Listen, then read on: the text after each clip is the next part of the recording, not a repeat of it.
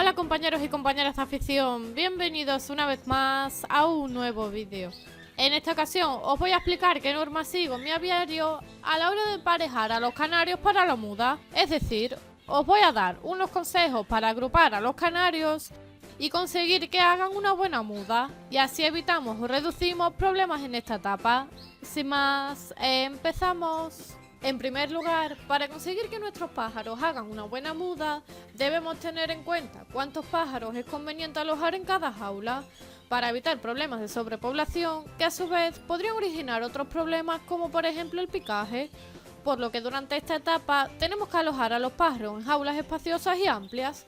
Mi consejo es que en el caso de que utilicéis jaulas de metro, no agrupéis a más de 7 u 8 pájaros por jaula, y por el contrario, si tenéis jaulas de 60 centímetros, podéis poner unos 3 o 4 pájaros por jaula.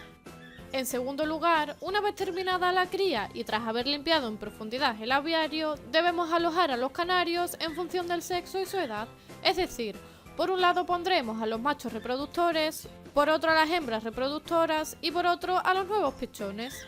Cuando separemos a los machos de las hembras, es importante que no se sigan viendo, para que se tranquilicen, el celo vaya disminuyendo y comiencen la muda, por lo que intenta siempre colocar a los machos en una fila y a las hembras en otra, o colocarle algún separador opaco para que no puedan seguir viéndose.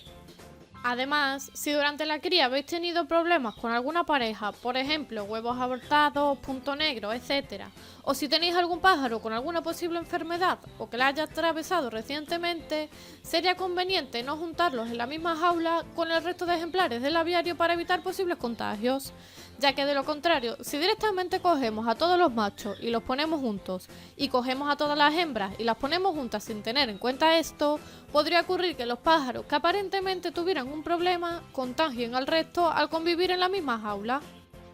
¿Qué quiero decir con esto? Pues que si este año habéis tenido problemas con alguna pareja puntual, si la juntamos con el resto de parejas reproductoras que nos han dado buenos resultados, posiblemente en la temporada siguiente aparezcan más parejas con los mismos problemas. Es decir, que la enfermedad que en un primer momento se localizaba en un punto del aviario puede que se haya extendido al resto.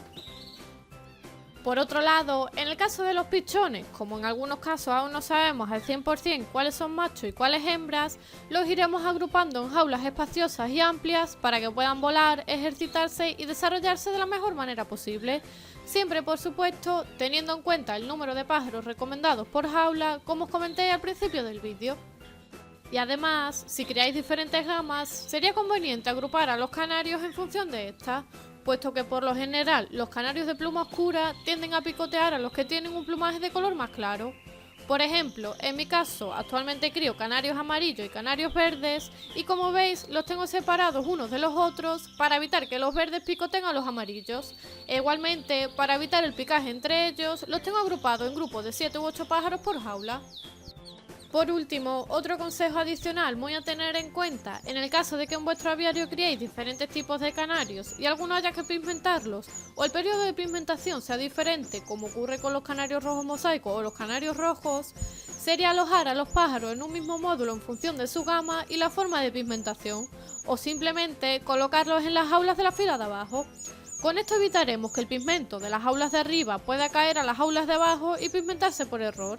Es decir, imaginaros que en la jaula de arriba estáis pigmentando a canarios rojos y en la jaula de abajo tenéis canarios amarillos. Pues podría ocurrir que parte del pigmento que le proporcionamos a los canarios rojos pueda caer en la jaula de abajo, quedando al alcance de los canarios amarillos, que se lo comerán y se pigmentarán. Y otro pequeño truco relacionado con esto sería colocar por encima de la jaula una pequeña tira de papel film, que es una tira muy fina de plástico que suelen vender en cualquier supermercado. Como veis, si lo colocáis bien, con este truco evitaremos que puedan caer al interior de la jaula restos de pasta, semillas, etc. de las jaulas de arriba. Espero que el vídeo os haya gustado y os sirva. Si es así, no os olvidéis de compartirlo por vuestras redes sociales y grupos de WhatsApp para ayudar a otros creadores. Os invito a que os suscribáis a mi canal haciendo clic en el botón suscribirse de aquí abajo y activéis la campanita de notificaciones para no perderos ningún vídeo.